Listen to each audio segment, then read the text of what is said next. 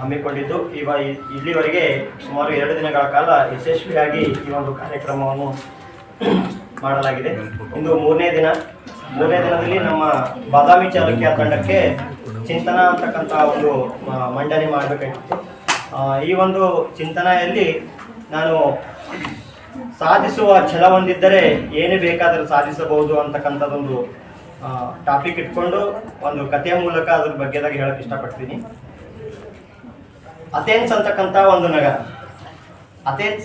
ಒಂದು ನಗರ, ಆ ನಗರದಲ್ಲಿ ಸುಮಾರು ಒಂದು 6 ಅಥವಾ 7 ವರ್ಷದ ಪುಟ್ಟ ಬಾಲಕ ಹಾದಿಯಲ್ಲಿ ಅಂದರೆ ರಸ್ತೆಯಲ್ಲಿ ನಡ್ಕೊಂಡು ಬರ್ತಾ ಇದ್ದಾನೆ. ಹೀಗೆ ರಸ್ತೆಯಲ್ಲಿ ಹೋಗುವಾಗ ಅವನಿಗೆ ಉದ್ದವಾದಂತಹ ಒಂದು ದೊಡ್ಡ ಸಾಲು ಕಂಡು ಬಂತು. ಏನಪ್ಪಾ ಇಷ್ಟು ಜನ ನಿಂತಿದ್ದಾರೆ, ಏನಿರಬಹುದು ಅಂತಕ್ಕಂಥ ಒಂದು ಕುತೂಹಲದಿಂದ ಆ ಪುಟ್ಟ ಬಾಲಕ ಹೋಗಿ ಆ ಒಂದು ಸಾಲಿನಲ್ಲಿ ಇರ್ತಕ್ಕಂಥ ಜನರಿಗೆ ಕೇಳ್ತಾನೆ, ಯಾಕೆ ನೀವು ಇಷ್ಟು ಜನ ಇಲ್ಲೆಲ್ಲ ನಿಂತಿದ್ದೀರಲ್ಲ ಅಂತ. ಅವಾಗ ಅಲ್ಲೆಲ್ಲ ನಿಂತಿರ್ತಕ್ಕಂಥ ವ್ಯಕ್ತಿಗಳಲ್ಲಿ ಒಬ್ಬ ಹಿರಿಯ ವ್ಯಕ್ತಿ ಹೇಳ್ತಾರೆ, ಏನಿಲ್ಲಪ್ಪ, ಇಲ್ಲಿ ಭವಿಷ್ಯ ಹೇಳೋರು ಬಂದಿದ್ದಾರೆ, ಹಾಗಾಗಿ ಅವರು ನಮ್ಮ ಭವಿಷ್ಯವನ್ನ ಹೇಳ್ತಾರಂತ, ಅದಕ್ಕೆ ನಾವೆಲ್ಲರೂ ಸಹ ಏನಪ್ಪಾ ಅಂತಂದ್ರೆ ಭವಿಷ್ಯವನ್ನ ಕೇಳಕ್ ಬಂದೀವಿ ಅಂತ. ಹೌದಾ, ಹಾಗಾದ್ರೆ ನಾನು ಸಹ ಭವಿಷ್ಯವನ್ನು ಕೇಳ್ಕೋಬೇಕಲ್ಲ ಅಂತ ಆ ಹುಡುಗ ಹೇಳ್ತಾನೆ.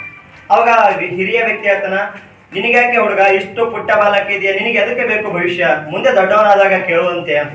ಇಲ್ಲ, ದೊಡ್ಡವನಾದ್ಮೇಲೆ ಏನು ಭವಿಷ್ಯ ಕೇಳಬೇಕು, ಏನಿದ್ದರೂ ಇವಾಗ ನನ್ನ ಭವಿಷ್ಯ ಕೇಳಿದರೆ ನಾನು ಯಾವ ರೀತಿ ನನ್ನ ಭವಿಷ್ಯ ಇದೆ ಅದ್ರ ಪ್ರಕಾರ ನಾನು ಹೋಗೋಕೆ ಸಹಾಯ ಆಗ್ತದ, ಹಾಗಾಗಿ ನಾನು ಭವಿಷ್ಯ ಕೇಳ್ತೀನಿ ಅಂತ. ಹೌದಾ, ಹಾಗಿದ್ದರೆ ಬಾ ಸಾಲಲ್ಲಿ ನಿಂತಿಕೋ ಅಂತಂದಾಗ ಆ ಪುಟ್ಟ ಹುಡುಗ ಏನು ಸಾಲಾಗಿ ನಿಂತಿದಲ್ಲ ಆ ಒಂದು ಸಾಲಲ್ಲಿ ಅವಾಗ ಸಹ ನಿಂತುಕೊಂಡ. ಹೀಗೆ ಒಬ್ಬರಿಂದ ಒಬ್ಬರ ಸರದಿ ಮುಗಿತಾ ಸುಮಾರು 1 ಗಂಟೆ ಆಯಿತು. 1 ಗಂಟೆ ಆದ ನಂತರ ಎಲ್ಲರ ಏನು ಜ್ಯೋತಿಷ್ಯದ ಹಸ್ತ ಸಾಮುದ್ರಿಕ ಅವರೆಲ್ಲರೂ ಸಹ ಪ್ರತಿಯೊಬ್ಬರ ಕೈಯನ್ನು ನೋಡೋದು, ಅವ್ರ ಭವಿಷ್ಯವನ್ನು ಹೇಳೋದು, ಪ್ರತಿಯೊಬ್ಬರ ಕೈಯನ್ನು ನೋಡೋದು, ಅವ್ರ ಭವಿಷ್ಯವನ್ನು ಹೇಳೋದು ಮಾಡ್ತಿದ್ರು. ಅವಾಗ ಪುಟ್ಟ ಬಾಲಕನ ಕೈ, ಅವರ ಭವಿಷ್ಯ ಯಾರು ಹೇಳ್ತಿಲ್ಲ ಆ ಒಂದು ಹಸ್ತ ಸಾಮುದ್ರಿಕನ ಕೈಯಲ್ಲಿ ಬಂದಾಗ ನೋಡಿದ್ರು, ಇದ್ಯಾವದಿಷ್ಟು ಪುಟ್ಟ ಕೈ ಬಂತಲ್ಲ ಅಂತಂದ್ರೆ ಹುಡುಗನ ಕಡೆ ನೋಡ್ತಾರೆ. ಇಲ್ಲ ಪುಟ್ಟ ಬಾಲಕ, ನೀನು ಇನ್ನೂ ಭಾಳ ಚಿಕ್ಕವನಿದೆಯಾ, ನಿನಗೆ ಅದಕ್ಕೆ ಬೇಕು ಭವಿಷ್ಯ, ನಿನಗೆ ನಾನು ಹೇಳಲ್ಲ. ಇಲ್ಲ ನೀವು ಹೇಳಲೇಬೇಕು, ನನಗೂ ಸಹ ನನ್ನ ಭವಿಷ್ಯದಲ್ಲಿ ನಾನು ಏನಾಗ್ತೀನಿ ಅಂತಕ್ಕಂಥ ನಾನು ತಿಳ್ಕೊಳ್ಬೇಕು, ಹಾಗಾಗಿ ಏನಪ್ಪಾ ಅಂತಂದ್ರೆ ನೀವು ನನ್ನ ಭವಿಷ್ಯ ಹೇಳಬೇಕು ಅಂತ ಅವರನ್ನ ಮನವಿಯನ್ನು ಮಾಡಿಕೊಂಡಾಗ ಜ್ಯೋತಿಷಿಗಳಂತರ ಆಗ್ಲಿ ಐತಾ ನಿನ್ನ ಕೈ ಅಂತಂದಾಗ ಹಸ್ತಮ ಸಾಮುದ್ರಿಕರು ಏನ್ ಮಾಡ್ತಾರ ಅಂತ ಹುಡುಗನ ಕೈಯನ್ನು ನೋಡಿ ಒಂದು 5 ನಿಮಿಷ ಕೈಯನ್ನು ನೋಡಿ ಫುಲ್ ಆಶ್ಚರ್ಯಚಕಿತರ ಬಿಡ್ತಾರೆ. ಲೇ ಬಾಲಕ, ಎಂಥ ಕೈಯೋ ನಿಂದು ಅಂತಿಂತ ಕೈಯಲ್ಲ, ನೀನು ಚಕ್ರವರ್ತಿ ಆಗುವಂತ ಕೈಯೋ ಅಂತ. ಅವಾಗ ಹುಡುಗನಿಗೆ ಬಹಳ ಖುಷಿನೂ ಆಗ್ಬಿಡುತ್ತೆ, ಚಕ್ರವರ್ತಿ ಆಗುವಂತ ಕೈಯ. ಆದ್ರೆ ನಿನ್ನ ಕೈಯಲ್ಲಿ ಒಂದು ಸಮಸ್ಯೆ ಇದೆ ಹುಡುಗ, ಅದ್ರ ಒಂದು ರೇಖೆ ಇಲ್ಲ, ಆ ರೇಖೆ ಓದಿದ್ರೆ ನೀನು ಮುಂದೆ ಜಗತ್ತನ್ನ ಆಳುವಂತ ಚಕ್ರವರ್ತಿ ಆಗ್ತಿದ್ಯಾ ಅಂತ. ಅವಾಗ ಬಾಲಕನಿಗೆ ಬಹಳಷ್ಟು ದುಃಖ ಆಗ್ತದೆ.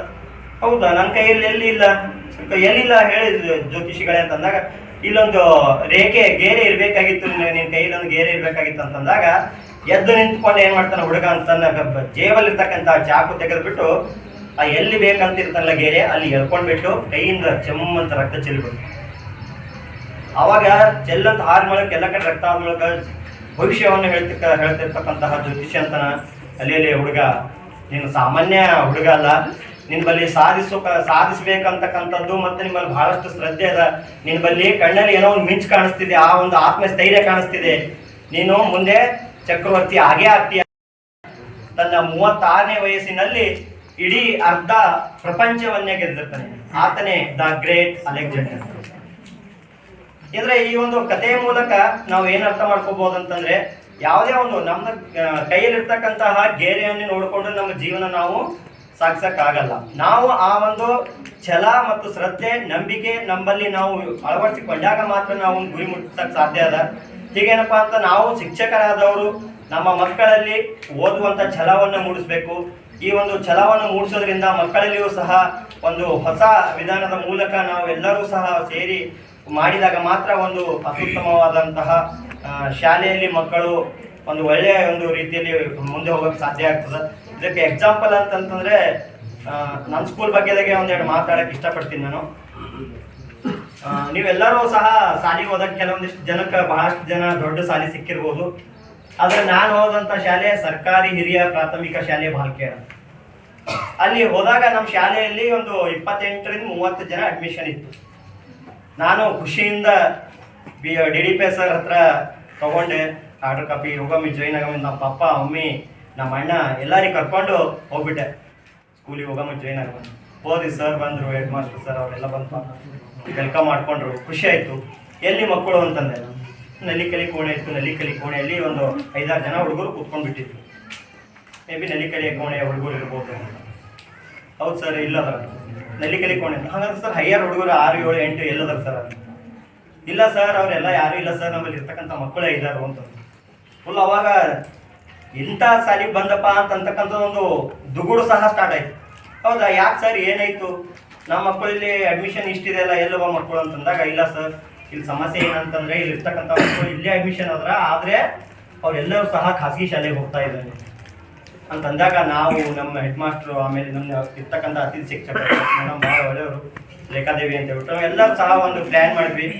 ಇಲ್ಲ, ಏನಾದರೂ ಮಾಡಿ ನಮ್ಮ ಮಕ್ಕಳನ್ನ ನಾವು ವಾಪಸ್ ಏನು ಮಾಡ್ಬೇಕಂತಂದ್ರೆ ಶಾಲೆಗೆ ಕರ್ಕೊಂಡ್ಬರ್ಬೇಕಂತ ಎಲ್ಲ ಪೇರೆಂಟ್ಸ್ ಗ್ರೂಪ್ ಮಾಡಿ ಇರ್ತಕ್ಕಂಥ 5, 6, 7 ಮಕ್ಕಳು ಬರ್ತೀರಿ. ಅಷ್ಟೇ ಮಕ್ಕಳನ್ನ ಒಂದು ಶಾಲೆ ಪ್ರತಿಯೊಂದು ಮಗನಿಗೆ ಪಕ್ಕದಲ್ಲಿ ಕೂಡಿಸ್ಕೊಂಡು ಹೆಂಗೆ ಮಾಡಿದ್ವಿ ಅಂತಂದ್ರೆ, ಪ್ರತಿಯೊಂದು ಏನು ಮಾಡ್ತಾರೆ ಎಲ್ಲವೂ ಸಹ ಗ್ರೂಪಲ್ಲಿ ಹಾಕಿ ಇಡೀ ಎಲ್ಲರಿಗೂ ಗೊತ್ತಾಯಿತು. ನಮ್ಮ ಮಕ್ಕಳು ಸುಮಾರು ಒಂದು ನಾನು ಹೋಗಿ ಜಾಯ್ನ್ ಆಗಿ ಒಂದು 2-3 ತಿಂಗಳಲ್ಲಿನೇ ಏನಪ್ಪಾ ಅಂತಂದ್ರೆ ಆಲ್ಮೋಸ್ಟ್ 1ನೇ ಪ್ರಗೋಳ ಅಂತಂದ್ರೆ 5-6 ಪ್ರಗೋಳೆ ಅವ್ರಿಗೆ ಏನೂ ಬರ್ತಿಲ್ಲ. ಬಟ್ ಆದರೂ ಸಹ ಮುಂದೆ ಕನ್ನಡ ಓದೋದಾಗ್ಲಿ, ಮಗ್ಗಿ ಸಾಮಾನ್ಯ ಬೇಸಿಕ್ ಆಗಿ ಅವ್ರಿಗೆ ಏನೇನು ಬೇಕು ಎಲ್ಲವೂ ಸಹ ಆ ಗ್ರೂಪಲ್ಲಿ ನಾವು ಹಾಕ್ತೀವಿ. ಆಮೇಲೆ ಆಟ ಓಟ ಎಲ್ಲದ್ರ ಬಗ್ಗೆದಾಗ ಆಮೇಲೆ ಎಲ್ಲ ಊರು ಜನ ಅನ್ಕೊಂಡ್ರು, ಇಲ್ಲ ನಮ್ಮ ಮಕ್ಕಳು ಈಗ ಇಲ್ಲೆಲ್ಲ ಈ ಥರ ಹೇಳತ್ತಾರ, ನಮ್ಮ ಮಕ್ಕಳು ಏನು ಓದ್ಯಾರ ಅಂತ ಅವ್ರಿಗೆ ಕೇಳಕ್ಕೆ ಸ್ಟಾರ್ಟ್ ಮಾಡಿಬಿಟ್ರು.